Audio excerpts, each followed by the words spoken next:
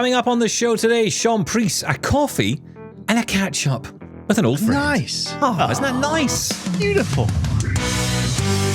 This is Double Tap, where blind people talk tech. Here's Stephen Scott and Shaun Preece. And what? I forgot my coffee. Of course. I think I've ruined the show already. You can't forget the coffee. I actually have mine, and I'll show my audience at home who are watching on YouTube the beautiful new Double Tap mug, limited edition, only two made. Yep. Well, I got one for you, which I'll give you when I see you next time.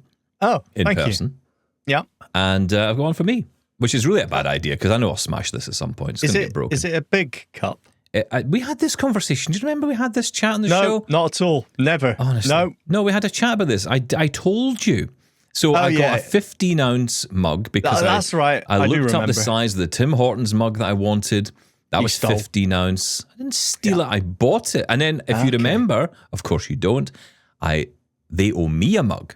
Tim Hortons owe me a mug. All right. Don't repeat yourself, Stephen Scott. We know. Okay. Very good. Who are we having a coffee with anyway? Well, you're having a coffee with. I'm having nothing, apparently. Well, that's because you're an idiot.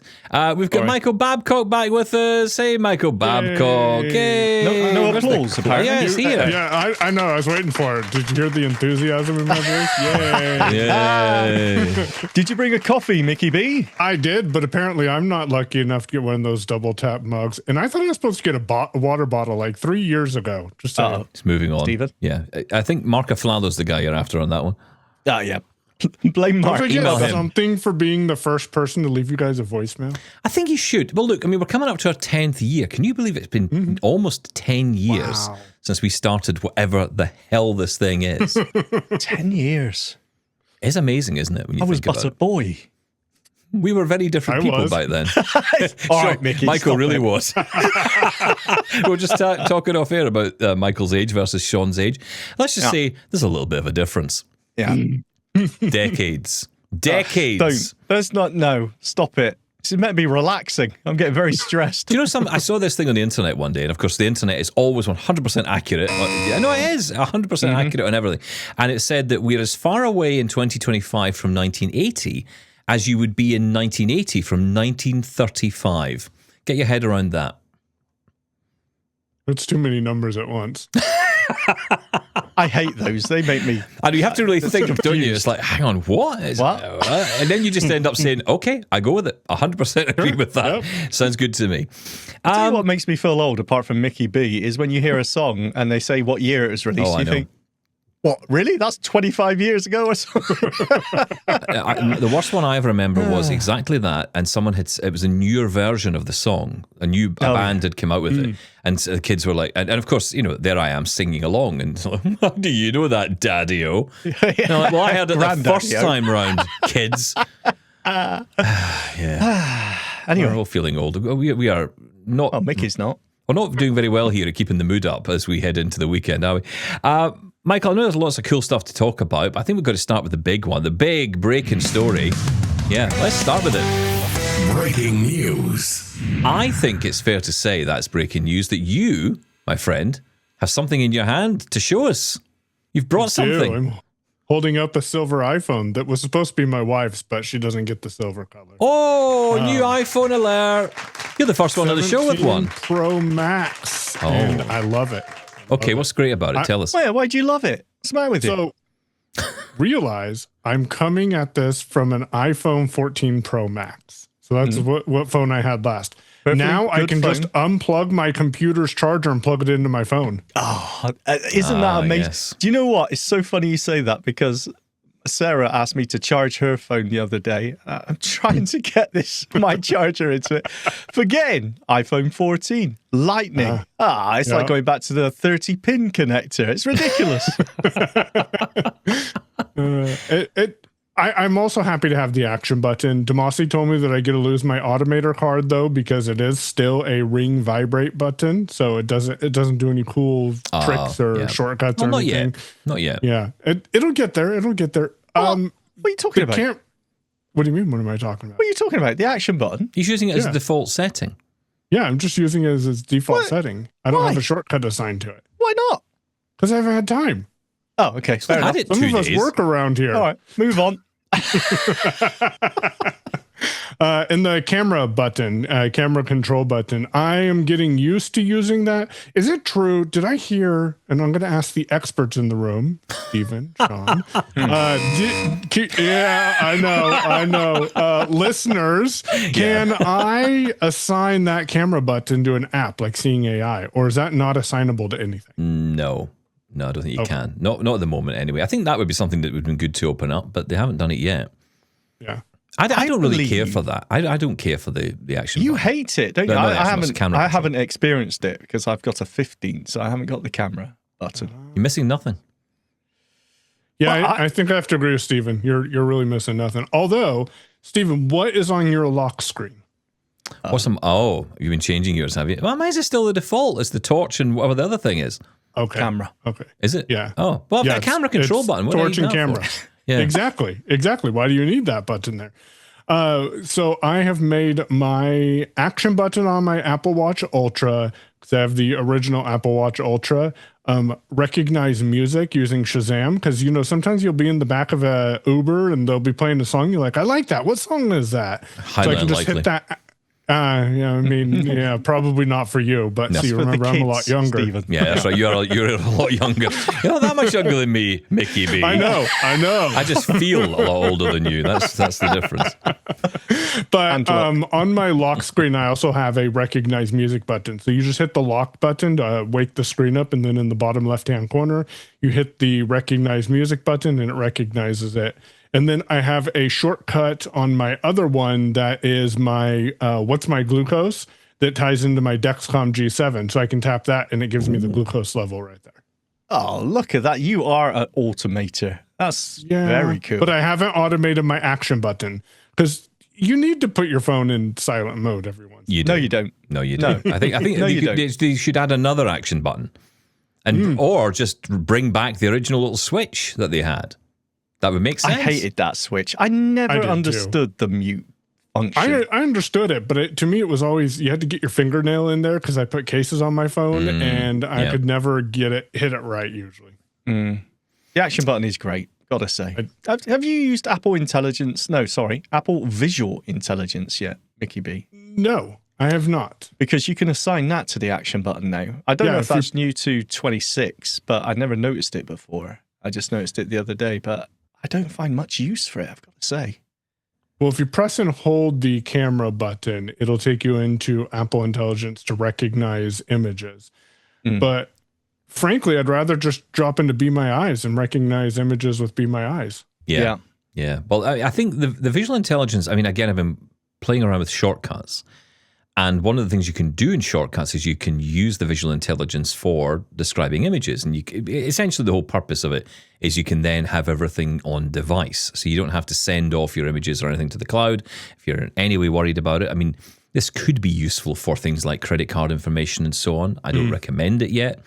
But again, if it's on device, you could. Very good point, Stephen Scott. Thank you. That was a Stephen Scott fact. Well done.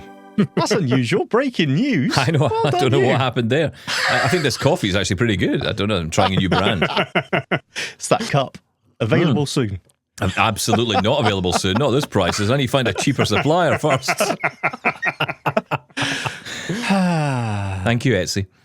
So hang on. Why did Mrs. B not want this one? Because of the colour.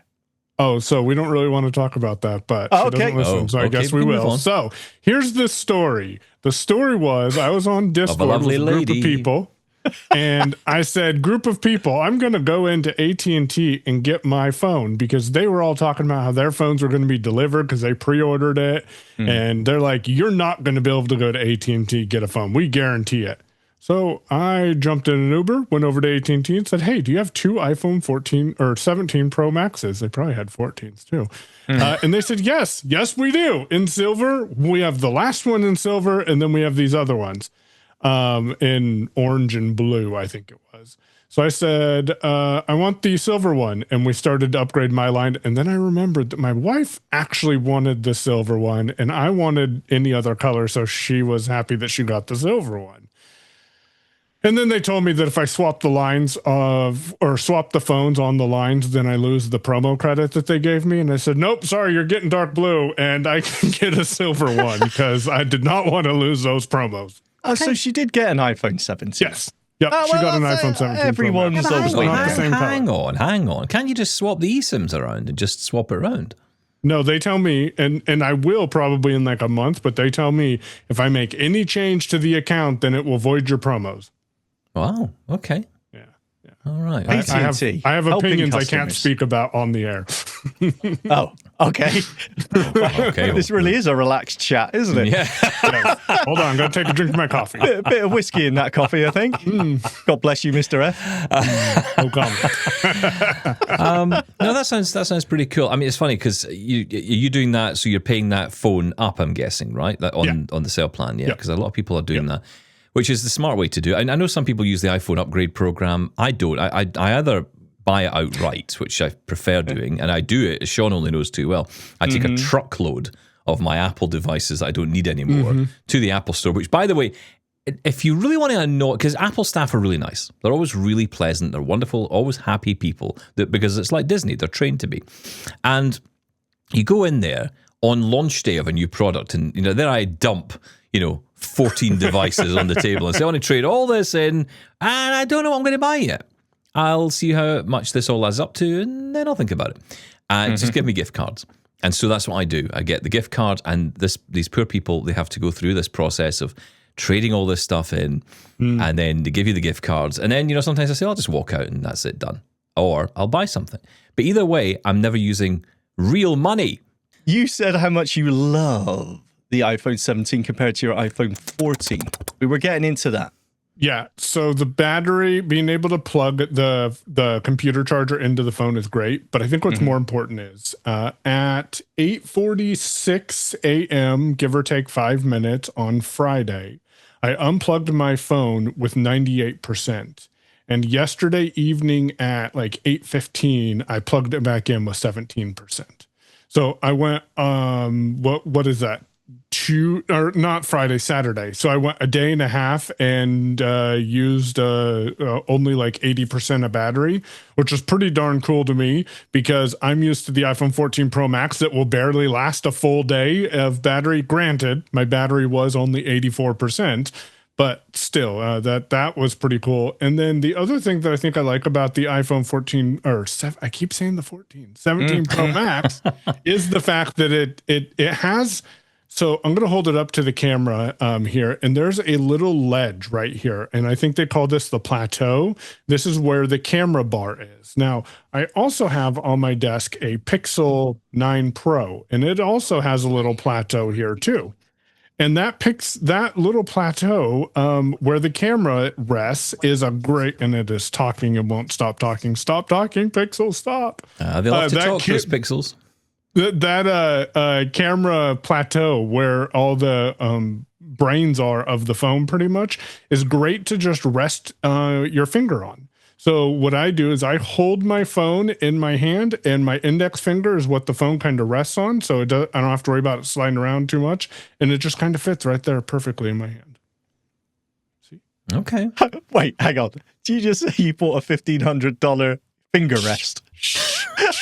So, Stephen, you had something else you want to talk about today, right?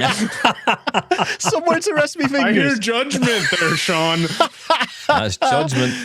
You know what this is? This is just, it's new, shiny, and I love it. It is. There's nothing wrong with that, sir. That's really what it is. I haven't decided yet.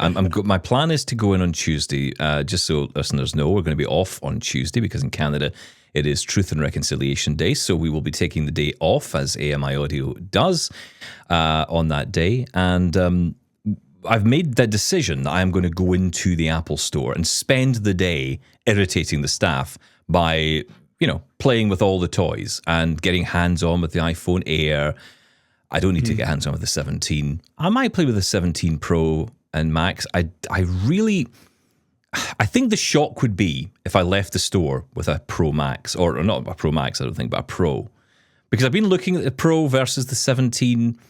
Price difference is, put that aside for a second. You kind of look at that versus the Air, I just don't know. Did you get hands-on with the Air at all when you were in the store? I did not, and I failed. I failed because I meant to, and when they said they had these phones, I just kind of shocked me, so I didn't do anything else. But I'm curious why you wouldn't go with an Air, Stephen. Do you know the only thing that puts me off it is the size.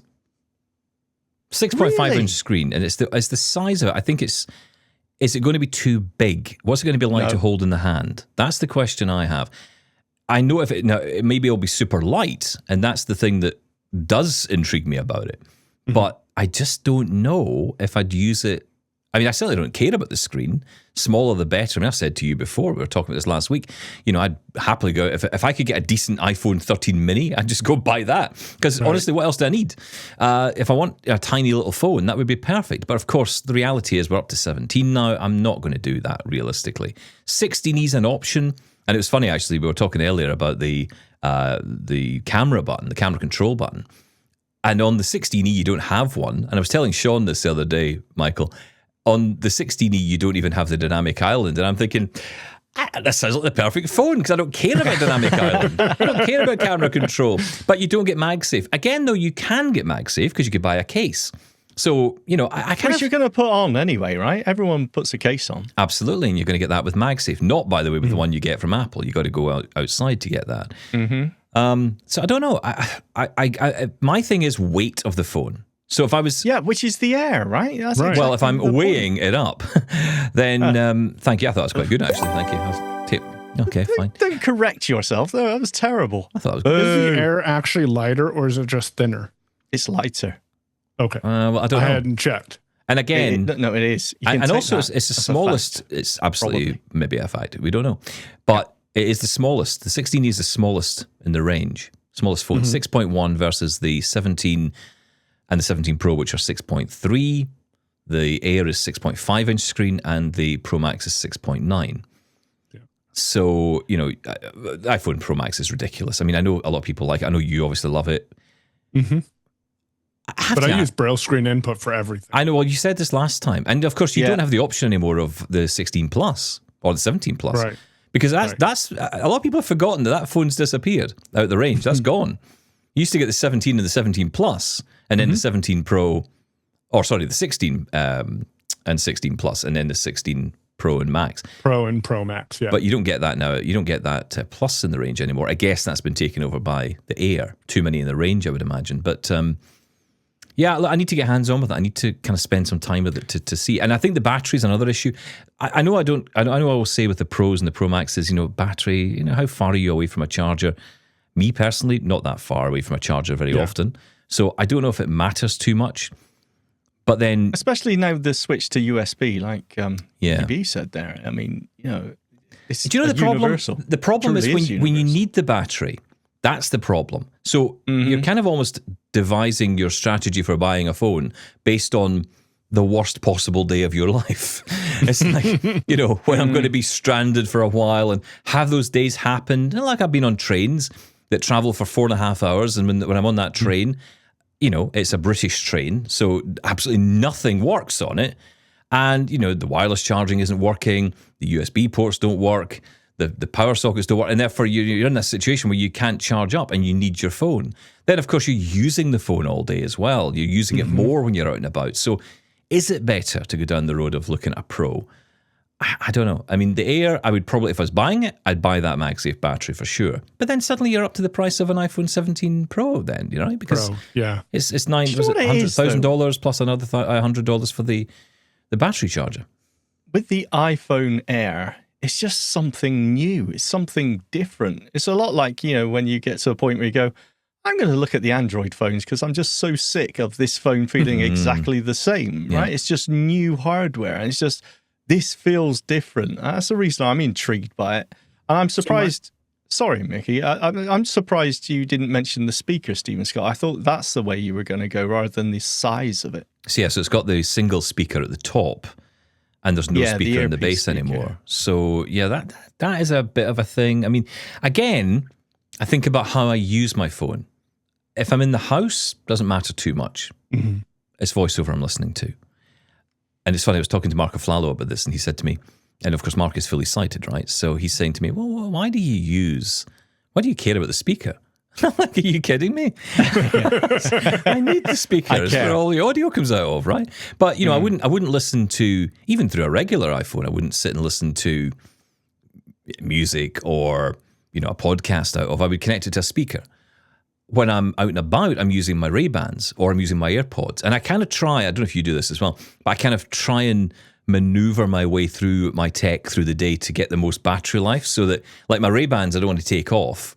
So therefore, what I'll do is, as I'm going on a train journey, I'll, on the journey to the train, I'll wear the Ray-Bans, so I've got the sound in my ears. As soon as I get on the train, I'm settled, I switch over to my AirPods, and then that lets, the battery settle on the Ray-Bans. So I kind of utilize you're trying to kind of navigate your batteries that are available to you. Yep. Other option is go and buy another pair of Ray-Bans, which of course are now available.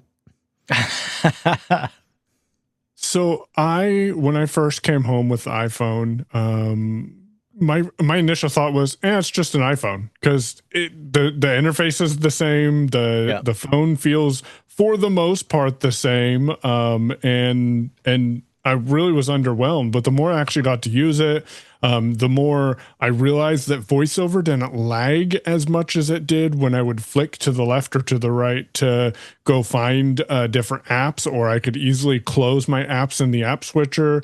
I realized how dated the 14 Pro Max I was on was, and it could be related to the battery level that it had, again, down to 84% battery capacity. And it could have been related to how slow the processor was. What would that be? 4 years ago? So I think that played a lot into my enjoyment of this phone. And then I will tell you, on at least the 17 Pro Max, the speakers are pretty darn amazing. Yeah. Like I like the speakers. They got decent bass. It's like the MacBook, isn't it? It's like, if you, even the MacBook Air, the newer ones anyway, not the old ones, but the new ones with the M1s, even the M2 onwards, the speakers on them are incredible. I think you had seen the MacBook Pro that I've got, Shaun, the 14-inch one. I think you were quite blown away by the speakers in that. Yeah, it's the best sounding laptop I've ever heard. Definitely. I mean, it's like really functional speakers. You can work off them. Yeah. These are almost as good as the Surface Pro I've got. Actually, do you know what? You're right. Sounds great. I will give that device, the worst design in history, but it's got, such a beautiful pair of speakers on it. It has got a beautiful sound. Give you Thank you, Stephen Scott. That's Thank nice you. of you. Personally holding you responsible for that, Shaun Preece. Did you not buy anything else then, Mickey B? AirPods Pros? Nope. No new Were watch? you not tempted?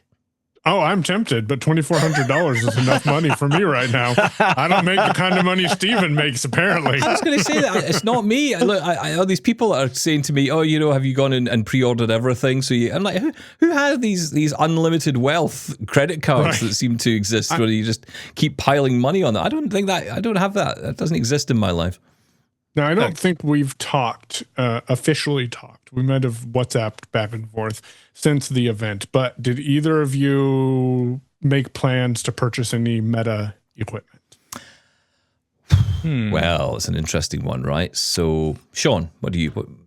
You're the cheapest amongst us. You're the least yes, likely. Absolutely, yes. I would get the updated Meta Ray-Bans, just the entry level. I think just for the extra battery life. To be honest, just for a second pair as well. Again, it's all about that battery anxiety, right? It would be nice to have two pairs. So, but I would like to get hands-on with the Vanguards, but I haven't pre-ordered anything yet. I would like to. The only thing with the Meta Ray-Bans, I find it difficult to actually get hands-on with these. Where can you get them? See, I can't speak for where you guys are, but here we've got like the Sunglass Hut, Target, Ray-Ban store, Best Buy. Like, there's plenty of places to go put your hands on them. Okay, that's cool. There's a Ray-Ban store in Manchester. Yeah, but I got to go into Manchester. You live in Manchester. Where else would you go? Well, if someone could bring it around to my house so I can have a quick feel and then take it away again, that'd be great. That's called Amazon. Or Uber. Can you get Uber to deliver it to you? Oh, yeah, that's not a bad idea. Yeah, well, you've got that. Amazon. Is it Best Buy now? You can do that. Michael, is that a thing for you now? You can get Uber to drop, like if you want electronics, that's so Yeah, the cool. problem is the nearest best, the saving grace for me is the nearest Best Buy is 2.5 hours away. Wow.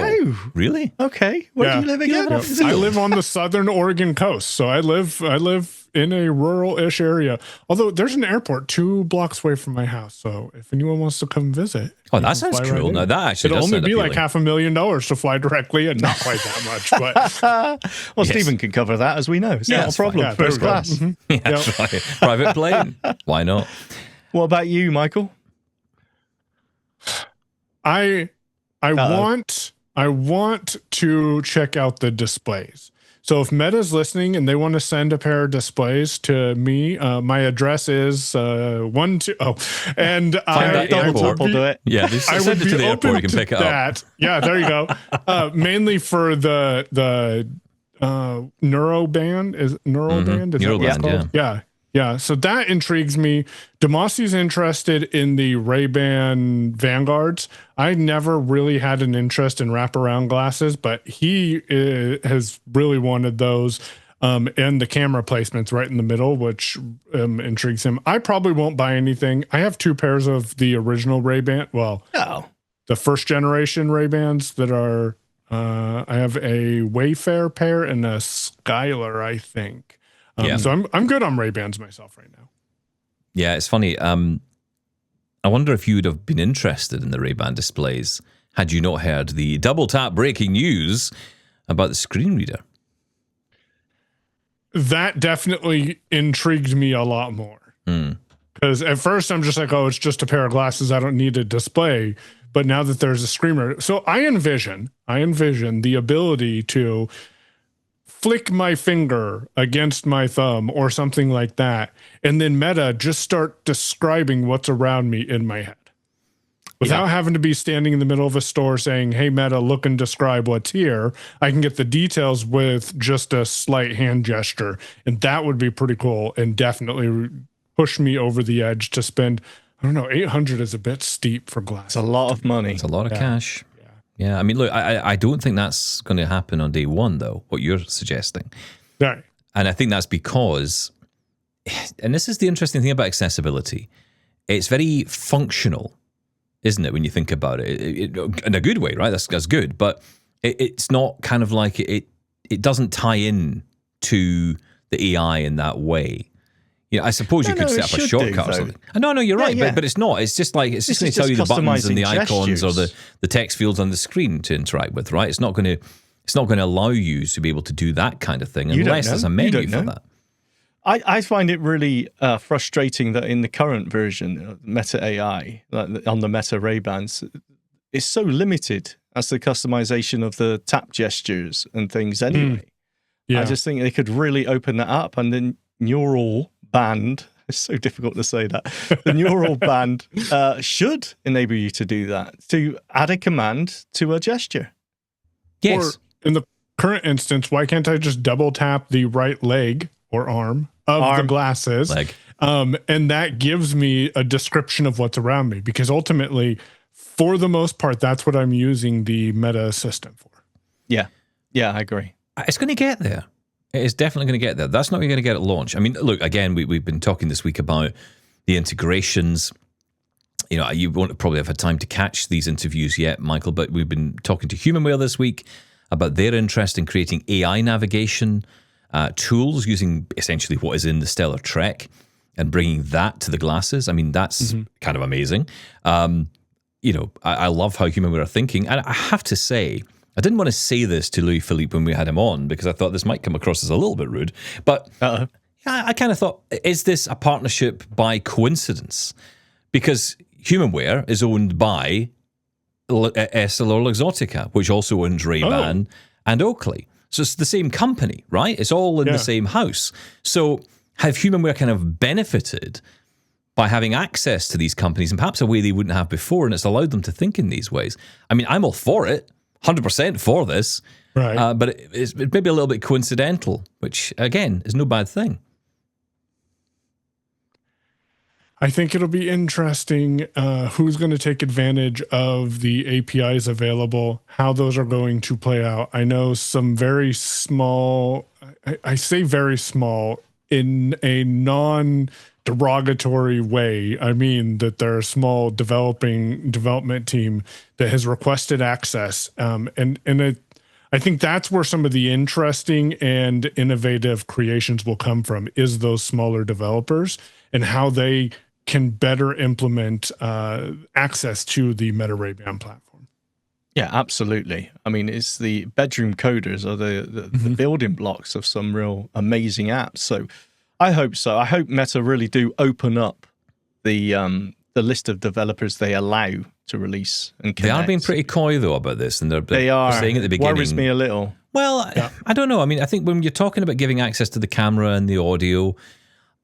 You know, again, it's a different. You got to be careful who you're letting access that. You open that up, you know, you could have some real bad actors take over on that regard. So you got to be careful. But you could let anyone develop and submit an app and then simply vet it afterwards to make sure. Kind of like what Apple does. They put your app through the paces, and even if you use a word that they don't like in your app title, that's too closely related to native Apple apps, they can deny that. Or if you're doing nefarious stuff with the apps itself, they can deny that. So I think having a decent vetting team in place could help eliminate some of that. Well, we all know how good Meta are at that. Especially when it comes to social media content, right? It's like, oh, yeah, anything goes around here. I posted the story up on Facebook, and Martine van der Spek left a message saying, wow, this is really cool. I can bring PickyBot to the glasses. Mm-hmm. I thought, yeah, that would be fantastic, right? But then I started to think, would they allow him access, you know, a small developer with a great app, but would he be able to get access? Now, obviously, at the beginning anyway, until it's officially launched, then probably not. But yeah, we'll have to wait and see. But I hope they do open it up. Look, stick around. We're going to get into some more of this, and we'll dig into a few more of the big news stories around tech this week, because there's been plenty of them. But first, this is Double Tap. Double Tap thanks Numa Solutions for supporting this podcast and for their continued commitment to digital accessibility. Numa Solutions is behind some of the most powerful accessibility tools out there, all designed by blind developers who understand the real-world challenge of inaccessible tech. Whether it's Remote Incident Manager or RIM, which lets you give or receive fully accessible remote tech support across PC and Mac, or Scribe, which turns inaccessible meeting documents into screen reader-friendly files instantly, Numa is solving real problems with smart, usable tools. They're not just building products, they're building independence. And now, to celebrate our new partnership, Numa is offering something special to the Double Tap community. 10 free community support subscriptions for Remote Incident Manager and 10 subscriptions to Scribe for Documents. It's your chance to experience accessible tech support and real-time document remediation. Subscribe to our newsletter at doubletaponair.com/subscribe to enter for a chance to win. Get in touch with Double Tap. Email feedback@doubletaponair.com. Leave us a voicemail at 1-877-803-4567. And now you can send an audio or video message to us on WhatsApp. That number is 1-613-481-0144. Now, we're catching up today with Michael Babcock, who is joining us. And Michael, I know you are a well-known voice in the podcasting world. What a voice as well. What a voice. It's beautiful. Exactly. And you talked earlier about your partner in crime, Damasi Thomas. Now, I say that because people may hear you say Damasi quite a lot, and people who don't listen to the show might wonder, who are you talking about? So I thought we should really introduce him properly. So look, tell people about Technically Working, but who haven't checked it out. I know a lot of people do, and don't get me wrong, I know a lot of our listeners do as well. But for those where it's not part of their daily diet, tell them why it should be. Well, it should be, because we are a little bit different than what you're currently hearing about, because we actually talk tech 90% of the time. Just saying. You try and be nice, Stephen. I know, you welcome him on here, you bring him on, you say, hey, come on, Stabbed in Michael. the back. Yeah, thanks for that. Yeah. Every No once in a mugs while, for we you. bring Steven on, or Sean. Although we need to get Sean back on. Yes, thank you. Back on. Yes.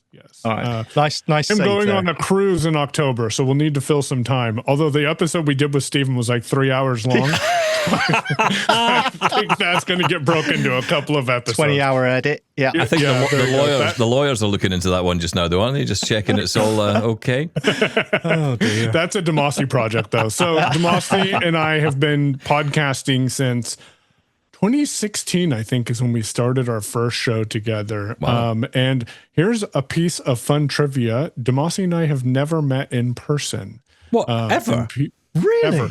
Like, we have never met in person. Yeah. Wow. You might not realize that when you listen to the show, but, we talk tech about we talk a lot of automation and technology. In both of us run very small businesses, and I work a full-time job as well.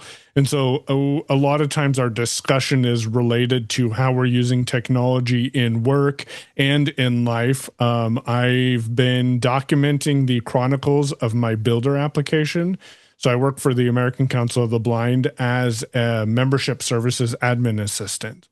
And one of the biggest jobs that I do for ACB is help run the ACB community platform. And what ACB community is we hold about 110 events per week over 7 different Zoom accounts, and we send out a daily email 6 days a week. Friday evening, we send out the weekend schedule. And keeping track of that is a lot of moving parts. And we've got, I think, 56 volunteers in one group. And there's a lot of crossover, so I can't say how many are in the other group that we have. But being able to facilitate a lot of that was a lot of copying and pasting and a lot of moving things from Excel to Google Sheets to Microsoft Word to Outlook. And one of the tasks that one of the reasons I got the job is I said, we need to automate some of this. And one of the tasks that I recently got completed almost is I've built a tool called Builder, and it is the community builder platform that we use using Python and PySide 6. And that allows me and my boss to open a program. It shows us a list of all of the weeks, 52 weeks in the past and 52 weeks in the future with the current week highlighted. You tab from there, and that shows you a list of all the days in the week. And then you tab from there, and it shows you a list of the events. You can hit Control-E to edit the events, and then there's a couple of other keystrokes where you can copy events out of the Builder platform and paste them into emails in the proper formatting, or you can generate what we call the hosting schedule.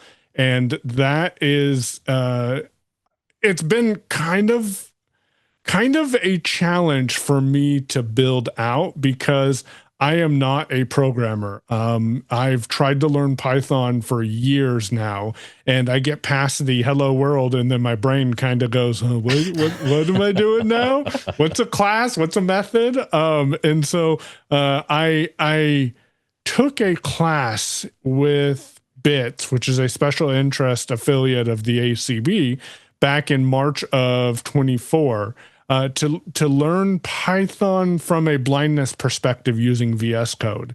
And I have, to wrap it back around to what Stephen asked about technically working, documented a lot of my vibe coding experiences. So using AI to code this program with Demasi in the technically working show. So, and we talk about other things as well, like my wife's shoe habit and cooking on a smoker, but using technology to monitor the temperature of the cook and much more. You know, I have to say, and I mean this with all sincerity, I've had a lot of attempts to do the kind of shows that you do and the kind of shows that I do and that we do here. And I don't think anyone's got it quite as right as you. Because honestly, I think it's a great conversation. It's a real, and people say that about Double Tap as well. But I do believe with you and Demasi, it's kind of like the other coupling. You know, you're very honest, you're very real with each other.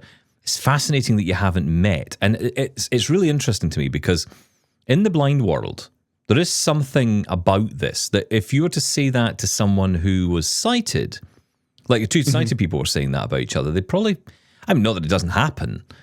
and obviously America, I'm no geologist, but my understanding is it's a rather large country. Yes. Yeah. Well done. I'm right in that one. So, getting from one place to the other, even with an airport outside your house, is challenging. So, but there is something about that in the blind community, isn't there? That we do have a lot of friendships that grow over time, that you don't see each other. I mean, Shaun and I see each other on the odd occasion, but once or twice a year sometimes? Yeah. We do find it easier to connect with each other without the need to meet up or see each other. That's the excuse that you use. No, I'm not talking about us. I mean us, we as in the blind community. Okay. Right, talking about. Sorry, I was being paranoid. Do you and Shaun find it different when you're in person versus when you're it's on? Awful. Yeah. It's awful? Okay. Yeah, it's terrible. Listen, he was telling us the other day that he has a punch ball thing in his house. And I asked him, when you punch that thing, who do you think about? Nobody at all. No one Scottish. Punch ball is anyone. But no, I mean, it's funny. No, I think the only thing I would say is because Shaun falls asleep more regularly than I do, I'm usually the one left chatting away while he's, ready to snore his head off. Yeah. Yes, we've already established I'm very, very old. Let's leave that there. Now, technically working is fantastic, and you're quite right. I mean, you do get into the weeds, but it's very accessible. It's just, I don't know if it's the connection between you two or what it is, or I think maybe it's the fact that you're using this technology for a specific reason, running your business or work or whatever it may be. Yeah. I understand the title now. Oh, that makes sense. Really? You just figured that out. 129 episodes later, and you just figured it out? Oh, that's very clever. That's clever. Oh, well done. That one's all Demasi. Demasi gets all the credit for that one because, yeah. But I'm a little sad that I can't go to technically.work because that domain has been taken. So you can go to technicallyworking.show to get the podcast. Well, I really wanted doubletap.com, but all I'll say is that the person who owns it seems rather terrifying. So I'm just going to leave it there. You can have it. It's fine. We'll live with double tap on here. But I mean, it is interesting, isn't it? Because you've obviously got that friendship. It's come together over time, but you're very comfortable with each other. It would be interesting to know what it'd be like. Would it be like those couples that get married after like 20 years and they get divorced within a week?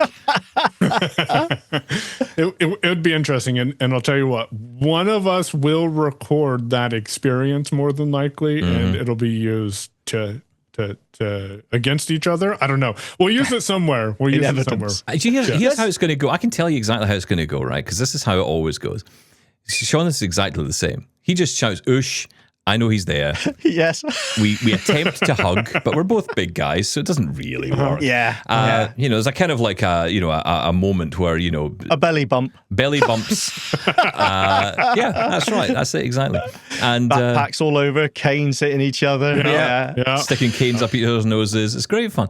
And then, straight to KFC and that's it.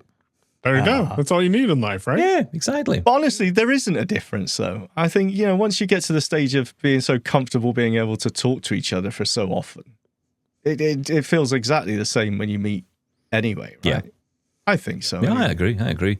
It's funny that, I think what I'm getting at, though, is that, I don't know what I'm getting at, but I suppose, I suppose the question is, are we more comfortable in the blind world with not meeting up? Like, we all know the challenges of getting out and the challenges of going places and scary new places, whatever it might be. And, sometimes it's just easier, right? Just like, what's the difference? What are we going to achieve in person that, we couldn't achieve sitting here, So I started going to ACB conventions in 2022. Yeah, that was my first one I'd ever been to. Now, here in the States, and I guess anywhere, ACB is significantly smaller than the NFB. So our conferences, I think we had like 500 or 600 people at our most recent one. And boss, if you're listening, I pretend like you heard me say the exact right number, but we'll say 600 people. And I've heard 2,400 to 3,000 people at an NFB conference. So there's a significant difference in the amount of people at both of those conferences. But I'll tell you, one of the things that even if I wasn't working for ACB and didn't have it funded for me, one of the reasons I would try to go back to another conference in the future is simply being around other blind individuals, trying to figure out the environment and how to navigate that from a blindness perspective, and then sharing those tips with each other. Like, hey, if you go to the end of this hallway, you can make a hard right, and that'll take you straight across the atrium, so you don't have to walk all the way around it. And getting that feedback, I think, is really interesting. So it makes me wonder why we as blind individuals sometimes are less likely to go connect with other blind individuals, because we can all share stories and go through the struggle together. Yeah. It's just the initial meeting up, I think. Yeah. It's a struggle, but once we get together, you're absolutely right. It's just well, can I be honest? relaxing. I think in the UK it's because we don't have the same kind of get-togethers that you have in the States. That's with true. NFB and ACB. So you know, whichever side you're on, if you call it a side with these organizations. Yes, you definitely can. Okay, right. You sow seeds of division, because there's not enough of those flying around. But look, you know, we don't have that, right? I can't think of examples, but I have been to small gatherings, and it's interesting. In the last year, I've started going to some of these gatherings. Now, I used to go as part of my old gig, my old job, back in the day. It feels like a million years ago now. But, you know, I used to go and I would do reporting on different events and stuff. And I would go along and I would feel like an outsider in that group. Even though I knew I was the blind guy in the room as well, I think I was in such denial about the whole thing that I was like, oh, well, I'm not here to be the blind guy, so it's okay. I'm the reporter, so I'll do my thing and then I'll leave. And now I'm the guy in the room who's sitting, you know, in that room, in that group, and it feels quite nice. And I was saying to Shaun the last time it happened, it was actually kind of weird at first. I thought, actually, I feel quite at home here. And like you say, Michael, I was actually chatting to people, learning a lot about different things, you know, getting those hints and tips and all that stuff that you get. Really valuable stuff. And, you know, that the power of connection is really, it is important. Of course it is. What I'll say. Power of connection. Power of connection, yeah. Such a hippie. Yeah. You know what? I think it's simpler than that. I think it's just the case. Any gathering, if we're going to keep using that word, any social event that I go to, I'm always the blind guy. Whereas in a room full of blind people, I'm not anymore. I'm just Shaun, right? The blindness falls away when everyone else is blind as well. And that's kind of nice, and it's kind of rare. Yeah. You can walk into a room and say, is Steven in here? And not feel like the weird one out because you're yelling for someone That's right. to be there. It's true. Although it's interesting. And you can listen to other people's iPhones and you know, oh, that person hasn't been around other blind people because they got their speech slowed way down. I can understand everything their messages are saying. Or that's the king of the blind people because their speech rate is at 150. Yeah, exactly. Can't understand a word of that. That's they've been blind a long time. Yeah, there is something great about that. But I think that's also what your podcast does in a way, and I think that's why I enjoy it, because I feel like, I mean, look, I think a lot of reasons people listen to you two in particular is because they know whatever they're hearing about regarding the tech, they know that, okay, look, I listen to a lot of the stuff and it goes over my head, but I also know that at the heart of it, what you're talking about, I could do. And I think that's the power of it. That's the power of what you're doing. And there's an element of that with us as well, but to a lesser degree, I think, because we just fool around most of the time. But, you know, but we do talk about some of the stuff. People know then, well, okay, if they're doing it, then so could I. And I think, you know, we don't do the review. I mean, when I started doing these shows, it was all about reviews and, you know, having big, long, comprehensive reviews and stuff. And we did all that stuff at the beginning. And I don't know how well that caught on with people. And it didn't feel natural to me. And there were far better people who were doing this out there. And I thought, I don't think I can compete with that. I don't know if I want to compete with that. This is not what I am. I want to tell stories. I want to talk about my experiences. I want to talk around the technology and share my experiences with it. And I think that works better for us. For us. And certainly for me, I feel more comfortable doing it. We've talked about doing reviews on the show. And I say, you know, I just don't feel comfortable. I'd rather just sit here and talk. And ask me questions about the product. I'll answer you. I think that's more useful than, you know, me trying, because honestly, when I sit down to record a review, I could spend a day on that, and it never feels good. No part of that day feels right. You could spend a day on that review and get 5 minutes of content out of it too, because that happens a lot. And it doesn't feel like, if I'd just had a conversation about it, I think you'd have got a lot more, because Shaun would be asking me, well, what about this? What about that? And I think the audience would get more out of it, So you're always in self-doubt when you're doing these things. You never know what works, what doesn't.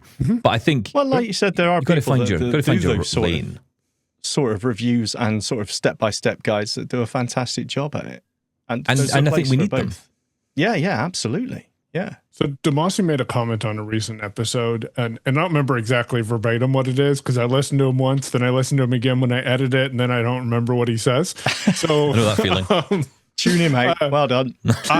He made a comment, though, about how people him and I listen to who would create tutorials and demonstrations of technology are now listening to our show. And it's a strange but amazing feeling to have that come back around and be able to chat with people about some of the things that we're doing and the differences that we're making. So. Yeah. You do a great job, both of you. No, you do. It's fantastic. So, okay, look, Meta Ray-Bans, we're all excited. Shaun, you didn't ask me if I'm going to buy anything. Well, I just assumed you would. All of them. Right? What? Figured you were getting it all. But what am I going to buy? Because I'll be honest, the Gen 2 Ray-Bans, they sound nice. The Vanguards, I have to say, sound nicer. Battery life, fine display, center camera, that appeals to me. Big way. Okay, when we all got together and recorded after the event, then I think we all said, well, see the Ray-Bans or the Vanguards, right? The displays are out. I assumed that you would go for the Vanguards, but now with the news on the displays and the accessibility features, I'm not entirely convinced you wouldn't go for the display. Yeah. Yeah. Do you know, I feel like if Meta want to send me like Michael says earlier, if Michael want to send me a pair... Hey, Meta, it's cheaper to send them to me. I'm in the United States. Yeah, we got those tariffs, haven't we? Oh, well, never mind. Yeah, okay, Michael can get them. But look, if I was sent a pair for review, I'd happily test them out. Would I wear them every day and use them? Again, I don't know, because I don't know how useful... It's funny. We don't know the feature set with the display yet. There's still so many unanswered questions. What extra, okay, browsing through the photos, obviously, I'm not interested in, but... What other features, what other actions are you going to be able to do? That's the key thing, because they've got a screen reader in them. So now we can use them, but what can we do with them? Mm-hmm. That's the bit I'm intrigued by. And if the answer is, well, you can use the basic apps that are in there, then fine. I mean, again, like we said the other day, I don't want to repeat myself too much on this, but, we said it the other day, you're really buying a bit of potential here. And I don't think a lot of consumers, regular consumers, are going to go out and buy these with the display. I don't even know if that's what it's there for. It's a little bit like when the Vision Pro came out. I don't think Apple were expecting general consumers to buy them. I remember talking to a guy in the Apple store, and he was saying to me, consumers don't buy these. They're not buying them. It's they would know. It's developers. It's some companies might want to buy them, so they maybe get a lot of sales through the business teams, but not like your average consumer walking in and saying yes, please. Ooh. Okay, I've just thought of a question. This one's for you both, actually. Which was better, the Apple event or the Meta event? The Meta event, in my opinion, because they had failures. And that, I think, connected the technology. Like when there was that scene about the chef in the kitchen asking the questions from Meta AI, and it kept repeating the same thing. My mind went to, yep, that happens to me all the time. Yeah. Like, it's not a Wi-Fi issue, it's a Meta AI issue.